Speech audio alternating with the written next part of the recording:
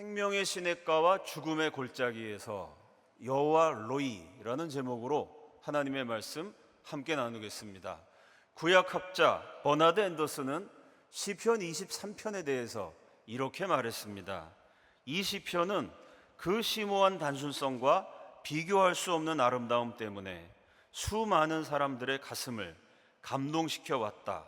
여기 아이들이 외워서 마음에 간직하고 어른들이 인생의 곤경에 처했을 때 극복할 수 있도록 힘을 주며 죽음을 맞이하는 사람들의 입술에서 평화의 기도가 되었던 시 한 편이 있다.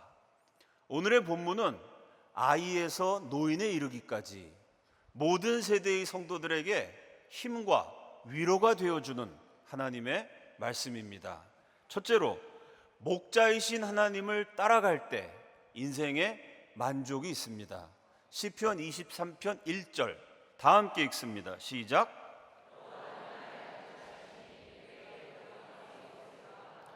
이 구절에서 제일 먼저 나온 단어가 여호와는, 여호와입니다. 이 문장의 주어 역시 여호와는 하나님이십니다. 하나님이 제일 먼저 행하시고, 하나님이 제일 먼저 나오시고, 하나님이 주어가 되시고, 하나님이 주인 되셔서 이끌어 가신 결과 내 인생에 부족함이 없게 됩니다. 목자이신 여호와, 히브리어로 여호와 로이라고 말합니다. 계속해서 시편 23편 2절입니다. 그가 나를 푸른 풀밭에 누이시며 쉴 만한 물가로 인도하시는도다. 여기서도 제일 먼저 나오는 단어는 그가, 이 문장의 주어도 그가, 그분께서, 여호와 로이, 목자이신 하나님께서 먼저 행하시고 주인 되셔서 행하신 결과 나를 인도하셔서 누여주십니다. 오늘의 본문은 하나님과 나의 관계를 목자와 양에 비유합니다. 양에게는 먹을 수 있는 풀과 마셔야 할 물이 필요합니다. 양에게 필요한 풀과 물을 공급하시는 분이 목자이신 하나님이십니다. 양의 필요를 목자가 채워줍니다. 목자가 인도하는 대로 양은 따라가기만 하면 푸른 초장, 잔잔한 시냇 물가에 도착합니다. 여기에서 기억해야 될 점이 있습니다. 목자가 양에게 최고급 요리를 대접하지는 않습니다. 목자가 양을 최고급 인류 호텔에 머물게 하지도 않습니다. 마찬가지로 목자이신 하나님이 내가 갖고 싶은 것, 내가 원하는 것 다 주시고 다 채워주시지는 않습니다. 하나님은 우리의 욕심을 채워주신 분이 아닙니다. 만약 하나님이 우리의 욕심을 다 채워주시면요, 그 허망한 욕심 때문에 우리 인생이 망가질 수도 있습니다. 그래서 하나님은요, 우리의 욕심을 채워주시는 것이 아니고 우리의 필요를 채워주십니다. 하나님 믿어서 부자가 된 사람 많습니다. 동시에 하나님 잘 믿어서 부자가 되지 않은 사람은 더 많습니다. 그런데 부자가 되지 않았는데도요, 부자보다 행복하고 부자보다 만족스러운 사람 얼마나 많은지 모릅니다. 그것이 믿음의 능력이고 신앙의 신비입니다. 목자를 따라가는 양의 상태가 2절에 누이시며 라는 단어입니다. 이 단어가 왜 중요하냐면요, 양은 아무 때나 눕지 않습니다. 양은 아무 데서나 눕지도 않아요. 이 양이란 녀석이 대단히 예민한 동물입니다. 배가 고프면 눕지 않아요. 위험하게 느껴져도 눕지 않습니다. 겁을 먹고 두려울 때도 눕지 않습니다. 양이 누울 때는 언제인가 하면 배가 부르고 근심과 걱정이 없고 사방이 편안할 때입니다. 그래서 목자가 이 양이 마음 편하게 누울 수 있도록 푸른 풀밭으로 인도합니다. 사방에 푸른 풀이니까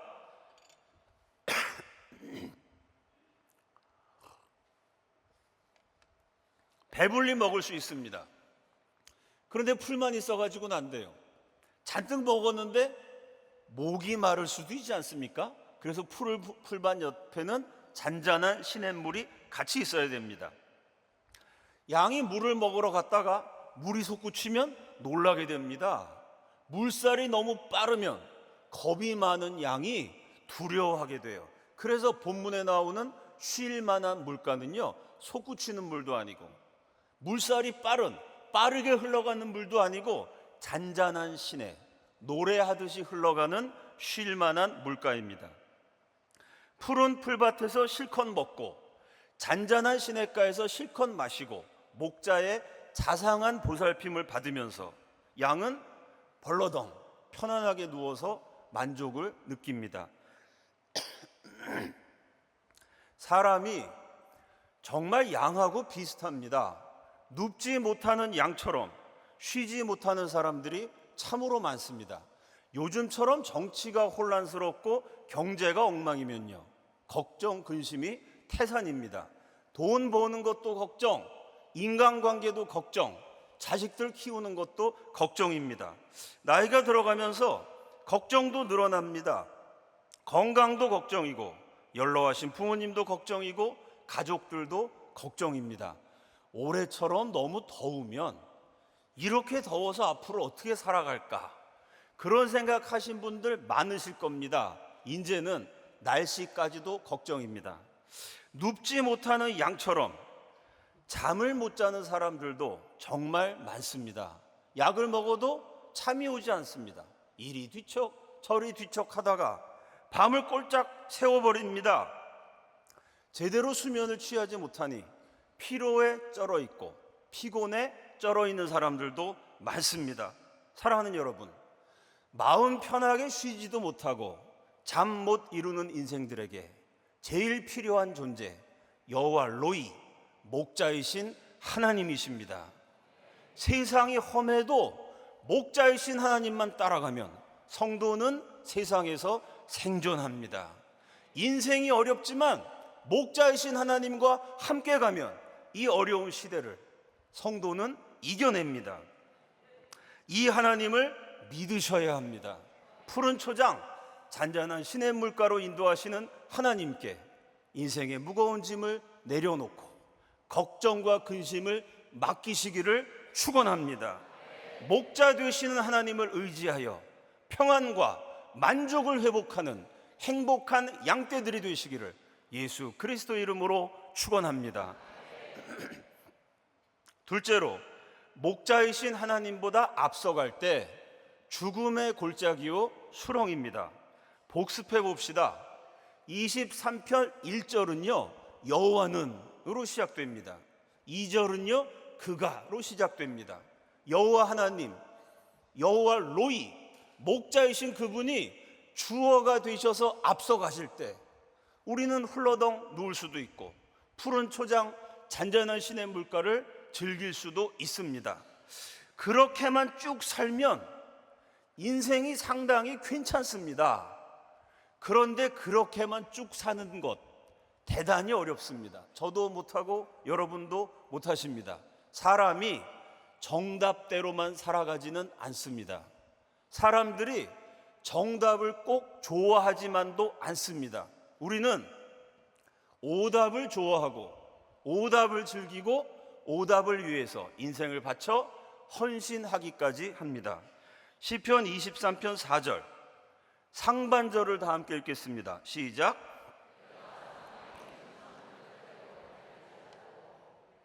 1절은 여호와는, 2절은 그가였는데 4절에 주어는 하나님이 아닙니다.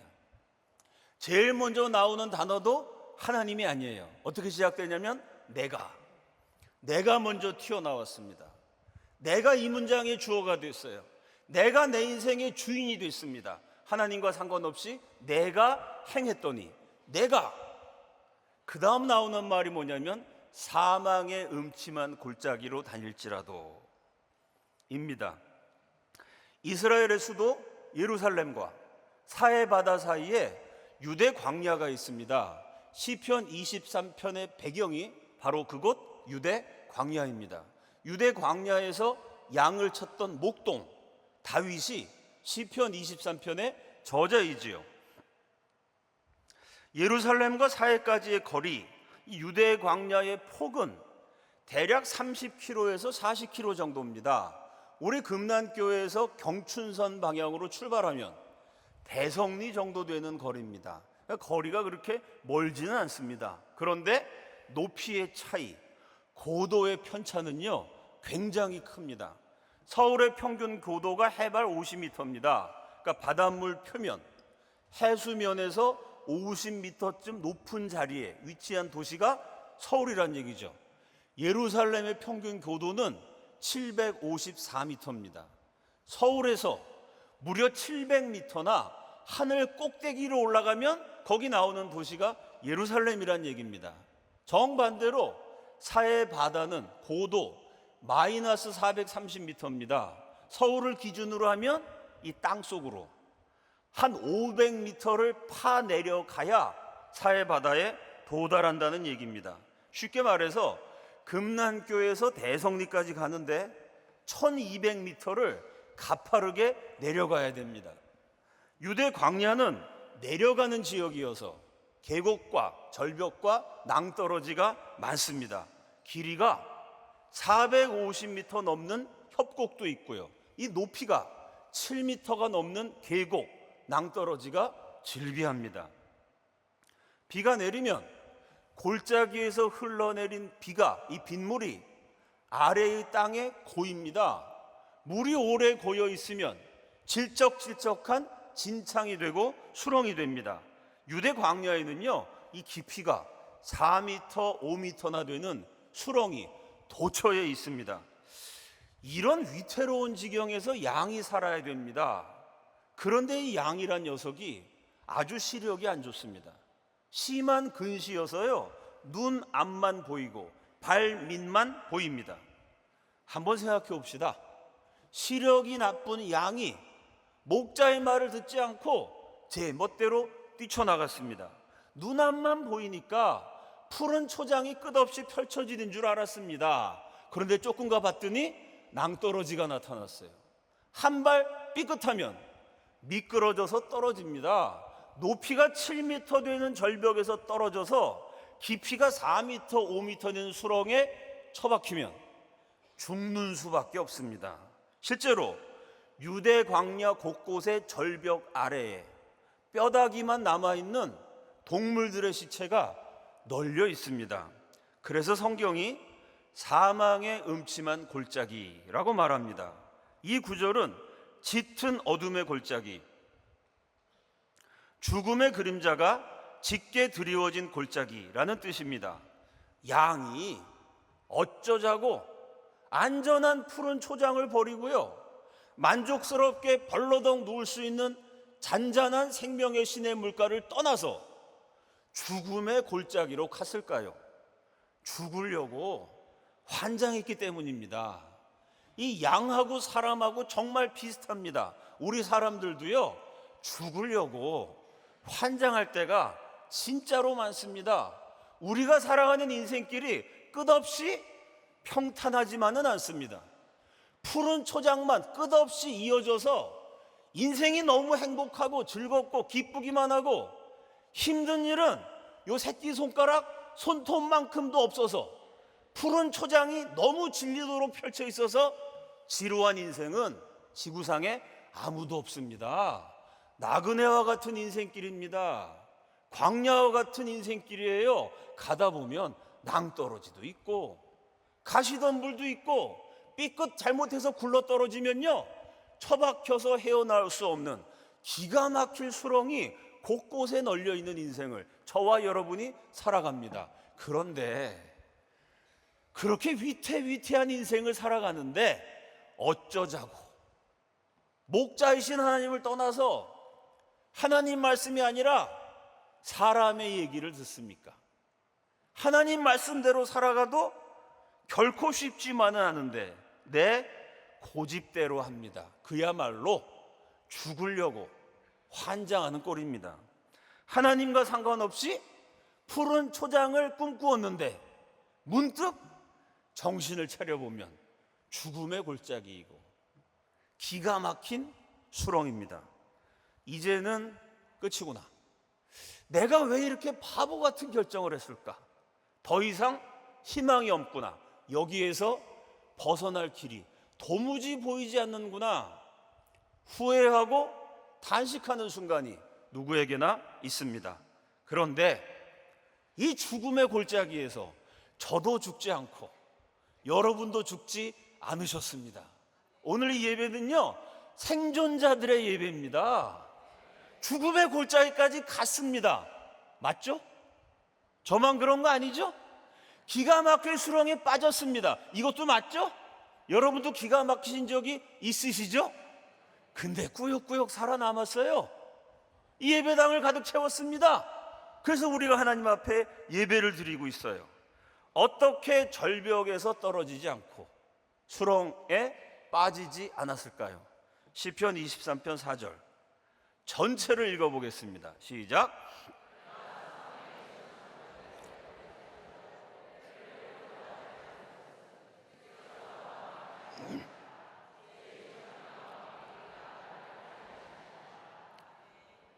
양은 목자를 버렸는데 목자는 양을 버리지 않았습니다. 양은 목자를 떠났는데 목자는 양을 떠나지 않았습니다. 양이 목자를 제쳐놓고요, 제 마음대로 뛰쳐나갔는데 그 말 안 듣는 양의 뒤를 목자가 따라갔습니다. 양도 모르고 있었는데요, 죽음의 골짜기에서 미끄러지려는 순간, 깊고 깊은 수렁으로 처박히려는 순간, 양도 모르는 사이에 목자가 손을 내밀어서 그 양을 붙잡았습니다. 하나님이 붙잡으셨기 때문에 저와 여러분이 이 자리에 있는 줄로 믿습니다. 하나님이 포기하지 않으셔서 저와 여러분을 이 예배의 자리까지 인도하셨는 줄로 믿습니다. 성도는 누구일까요? 하나님이 끝까지 포기하지 않으신 사람입니다. 교회는 누구일까요? 포기하지 않으신 그 목자의 사랑으로 말미암아 생존하게 된 사람들의 공동체입니다. 목자는 왜 양을 살렸을까요? 목자가 양을 살린 이유는 말을 잘 들어서가 아닙니다. 항상 착하게만 순종했기 때문도 아닙니다. 말 안 듣는 양인데, 제멋대로 성질 부리는 양인데, 내가 생각해도 참 한심스러울 때가 많은, 그러니 하나님 보시기에는 얼마나 부끄럽고 모자란가, 스스로도 탄식하게 되는 양인데 그 모자라고 부족한 양을요, 목자는 사랑했습니다. 바로 이것이 은혜입니다. 은혜란 사랑받을 자격이 없는 죄인들을 끝까지 사랑하시는 그 하나님의 마음, 하나님의 사랑이 바로 은혜입니다.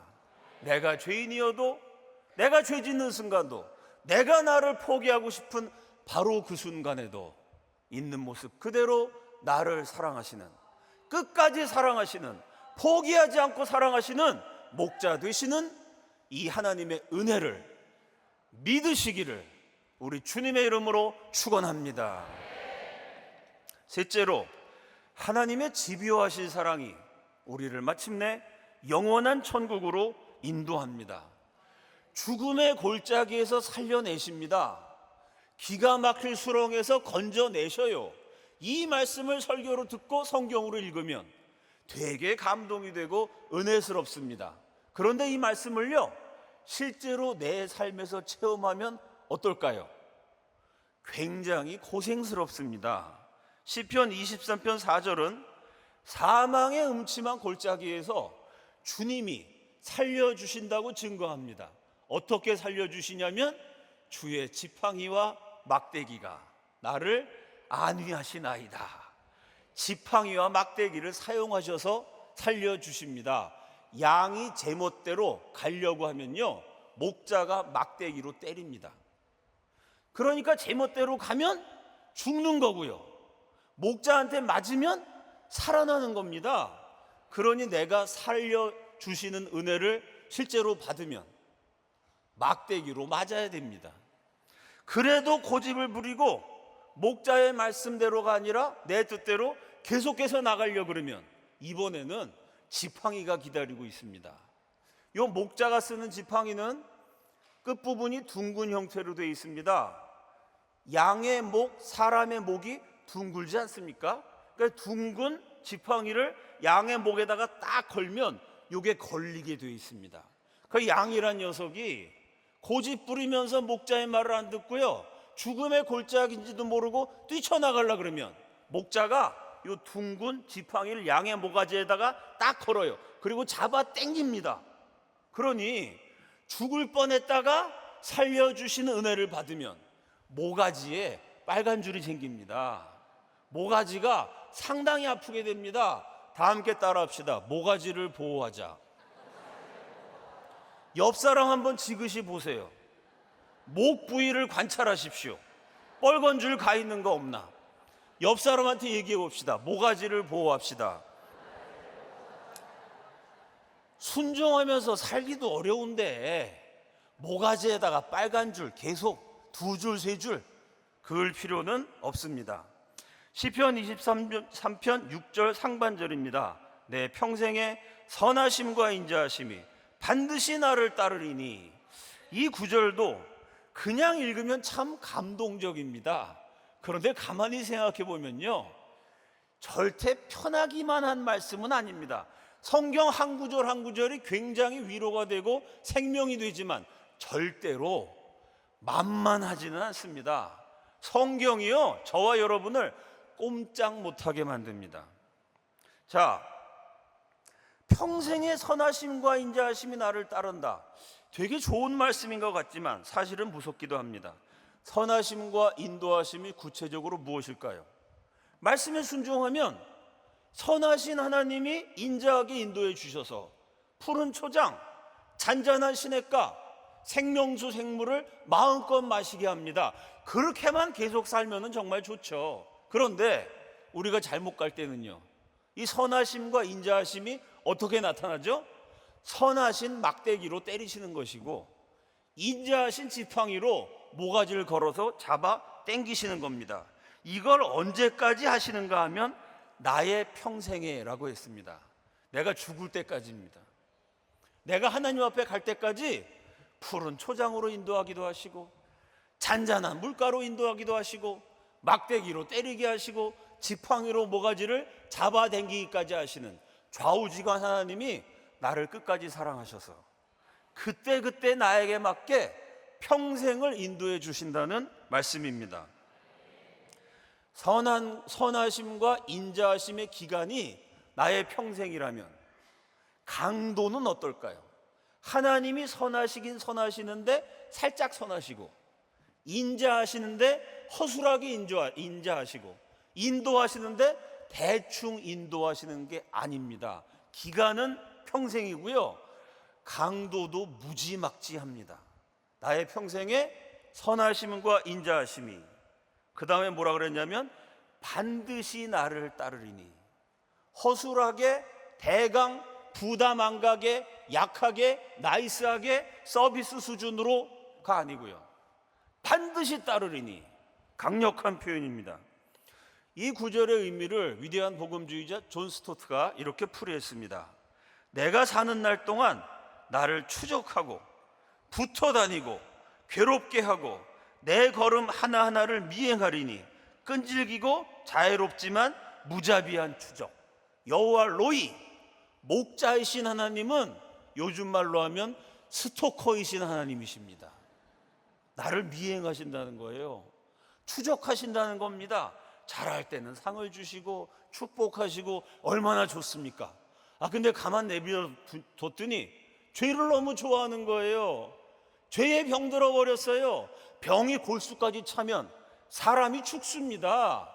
하나님이 저와 여러분 그렇게 처참하게 죽는 꼴을 그냥 보지 않으십니다. 그래갖고 자꾸 죄지어서 병들게 되면요, 내 몸에 병균이 들어왔다는 것을 하나님이 자꾸만 깨닫게 해주세요. 양심의 가책을 주십니다. 영혼의 통증을 주세요. 내가 예수 믿는 사람인데 이러면 안 되지. 하나님 안 믿는 사람, 지옥 갈 사람은요, 마음 편하게 죄 지을 수 있습니다. 어차피 지옥 가는데 뭐 죄 짓는다고 아프지도 않아요. 근데 예수 믿는 사람은 이게 상당히 피곤합니다. 거짓말 한 번 해도 심장이 두근반 세근반, 가슴이 뛰고 양심의 가책이 생기고 영혼이 막 아프고, 하나님이 들들들들 볶으셔서 죄에서 벗어나게 하십니다. 영국의 시인 프랜시스 톰슨은 불우한 인생이었습니다. 어렸을 때는 외롭게 자랐고 성인이 된 다음에는 하는 일마다 안 됐습니다. 카톨릭 신부가 되려고 했는데 실패, 의사가 되려다가 또 실패, 군인이 되려고 했지만 역시 실패했습니다. 실패를 반복하면서 방황하던 시절에 감수성이 예민한 시인이요, 뭔가를 자꾸만 느낍니다. 무언가를 자꾸만 듣습니다. 계속해서 쫓기는 느낌을 받아요. 무언가가 계속 쫓아오고 있습니다. 어디선가 계속 바라보고 있습니다. 누군가가 계속 쫓아오고 있어요. 도망치려고 발버둥 쳐도 안 됩니다. 벗어나려고 몸부림쳐도 헤어나지 못합니다. 이 느낌의 정체는 무엇일까? 끊임없이 나를 쫓아오고 미행하고 추격하고 바라보고 있는 이 끈질긴 느낌, 쫓고 쫓기는 듯한 이 느낌의 주인공은 누구일까? 시인이 고민을 하다가 마침내 정답을 깨닫고 시를 남겼습니다. 나는 그에게서 도망쳤네. 밤에도 그리고 낮에도 나는 그에게서 도망쳤네. 수많은 세월 동안을 나는 그에게서 도망쳤네. 내 마음속 미궁 같은 길로. 그리고 슬픔 속에서도 나는 숨었네. 겉으로는 연이어 웃으면서도 희망에 부풀어 오르다가도 두려움의 골짜기 거대한 우물 속으로 곤두박질 쳐버렸네. 나를 따라오는 추격해오는 그 힘찬 발소리로부터. 그러나 서두르지 않고 흐트러지지 않는 걸음걸이, 일부러 속도를 내며 장엄한 긴박함으로 두드린다. 그리고 한 목소리가 두드린다. 발소리보다 더 긴박하게. 내가 나를 배반하기에 모든 것이 너를 배반한다. 쫓아오는 발걸음의 주인공은 하나님이셨습니다. 쫓아오는 목소리의 주인공도 하나님이셨습니다. 계속 실패한 시인이요, 마침내 절망해서 그 절망의 구렁텅이에서 인생 끝장내버리지 않도록 하나님이 그를 포기하지 않으셨고 끝까지 쫓아가셨고 추적하셨습니다. 모든 것의 주인이신 하나님을 배반하면 모든 것이 우리를 배반합니다. 내가 하나님께 등을 돌리면 하나님이 모든 것으로 하여금 나에게 등을 돌리게 하십니다. 나는 하나님을 사랑한 게 아니라 세상을 사랑했어요. 세상이 좋았습니다. 하나님의 말씀보다 세상의 영광과 쾌락과 욕망을 누리기를 원했어요. 그래서 나는 세상으로 자꾸 다가갔는데, 세상에게 구애했는데 세상이 나에게 등을 돌립니다. 세상이 나를 거절해요. 할 수 없이 세상이 자꾸 나를 거절하니까 나도 세상에 등을 돌렸어요.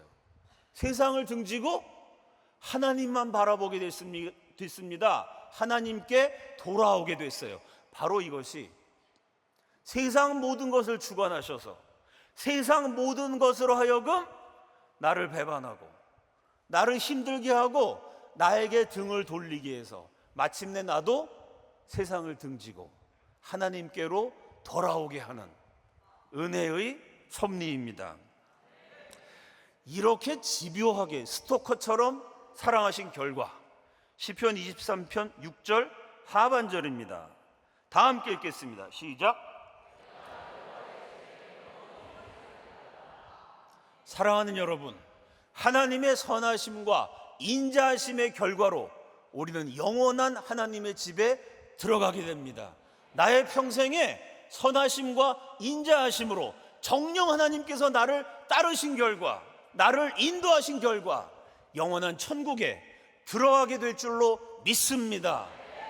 지금은 내 인생이 왜 이렇게 힘든지, 되는 일이 없는지, 마음이 자꾸 아픈지 모를 수가 있습니다. 먼 훗날 천국에 가면요, 우리는 모든 것을 깨닫게 됩니다. 그때 하나님이 나를 붙잡으셔서 죄에 빠지지 않게 하셨구나, 내 마음을 힘들게 하시고 불편하게 하시고 세상으로 하여금 나를 배반하게 하시고 세상으로 하여금 나에게 등을 돌리게 하셔서 죽기 살기로 하나님만 바라보게 하시고 하나님께 기도하게 하시고 하나님께 매달리게 하셔서 마침내 나를 이 영광스러운 천국으로 인도하셨구나. 내가 힘들었지만 목자이신 하나님을 따라간 결과로 이 영광스러운 상급을 받게 되었구나. 이 땅에서는 희미하게 보여도 천국에서는 모든 것을 훤하게 보고 깨닫게 될 줄로 믿습니다. 살다 보면 왔다 갔다 갈팡질팡합니다. 때로는 푸른 초장에 있습니다. 때로는 잔잔한 시냇가에서 만족할 때가 있어요. 그러나 때로는 죽음의 골짜기에서 방황하기도 합니다. 생명의 시냇가와 죽음의 골짜기를 교차하는 인생이지만 하나님이 목자시라면 인생의 종착역은 영원한 천국인 줄로 믿습니다. 영원한 천국에 이르기까지 목자이신 하나님만을 따라가는 지혜로운 양들이 되시기를 예수 그리스도 이름으로 축원합니다. 다 함께 기도하겠습니다. 막대기와 지팡이로 인도하시는 하나님 앞에서 마땅히 버려야 할 죄를 버리고 마땅히 떠나야 할 죄에서 떠나서 회개하게 하여 주시옵소서. 다음 한 주간 살아갈 때 정직하게 양심적으로 하나님을 생각하면서 말씀에 순종하여 목자이신 하나님만을 따라가게 하여 주시옵소서. 주여 한번 외치시고 다 함께 통성으로 기도합니다. 주여